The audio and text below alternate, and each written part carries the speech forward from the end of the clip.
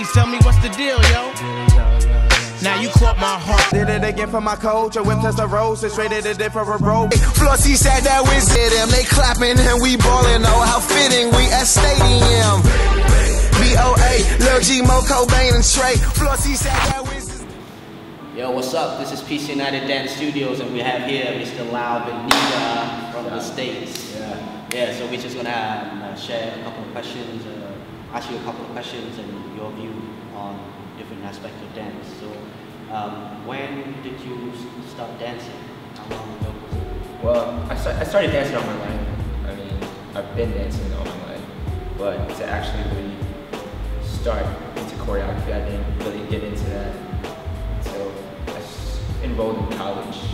So from there, I was introduced to choreography just by meeting dance majors, and I was actually majoring in something else. I was majoring in engineering. Oh, wow.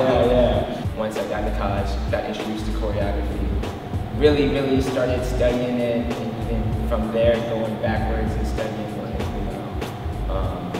b-boying and popping, locking. Foundation. I just started getting more and more into it, and I felt like just learning more and more, and I wanted to learn more and more, and realize that this hobby is potentially going to turn into my career.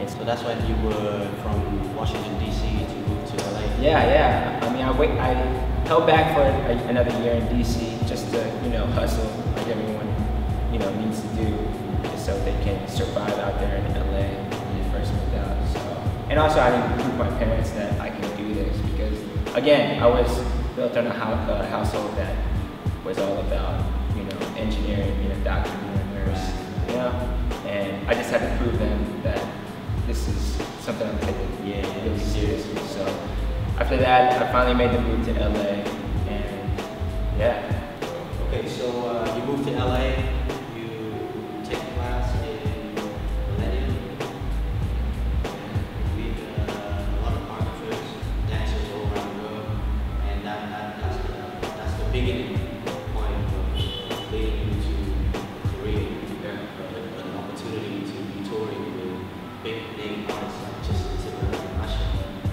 and you did jump with Christina Aguilera as well.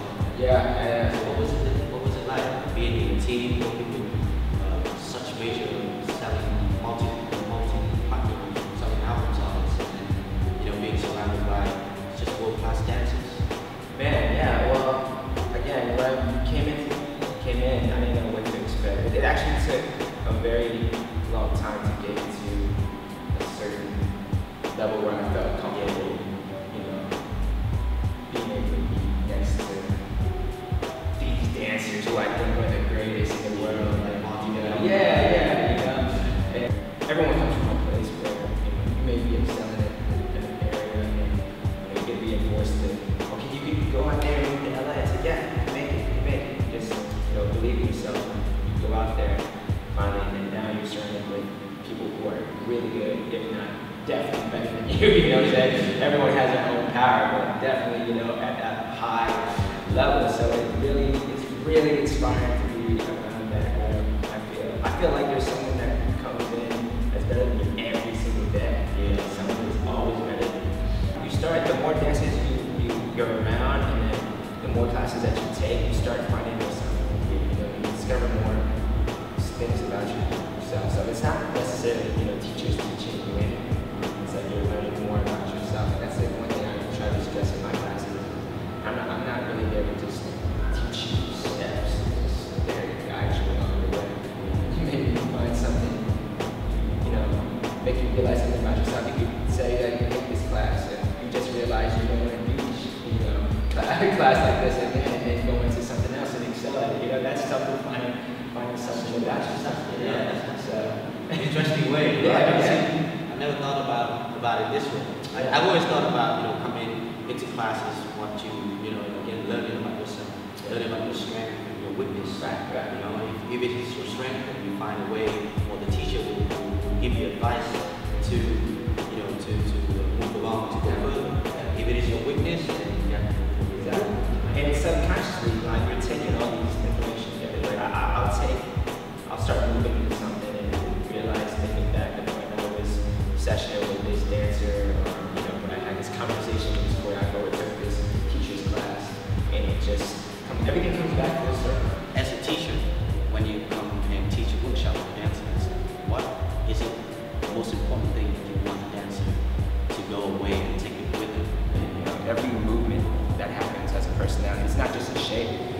It's not just what's cool, you know, it has a meaning with the music. You know, I try to choreograph like the movement that matches with the vibe or what he's saying particularly, and go from there. I want it to all be consistent. So when I teach, there'll be like, you know, there'll be great classes where people are getting movements and killing it, but it's just nothing. I don't feel them exuding anything, any type of energy. But there's people who are sloppy, and maybe their learning process to learn movement is slower, but they're given way more energy, way more excitement, and I feel like that's the most important. To take classes, you should always have that kind of energy, because you'll take that with you if people want to start choreographing themselves, or if they're performing.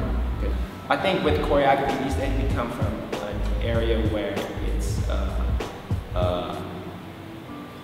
groups like 25, 35, growing deep. So the important thing about those kind of dances is the shapes. So people take that in consideration more than the feeling, which reads better on a big stage. But if it's in a smaller stage, or if it's a big stage with cameras, or if it's a music video, all you have to rely on your emotion and what kind of presentation you're gonna give through that outlet. You wanna be able to feel that. I did it again for my coach. I whipped us the road, straight at a different road, but just to get a nigga show for drop up a low, but tipping and picking these hoes.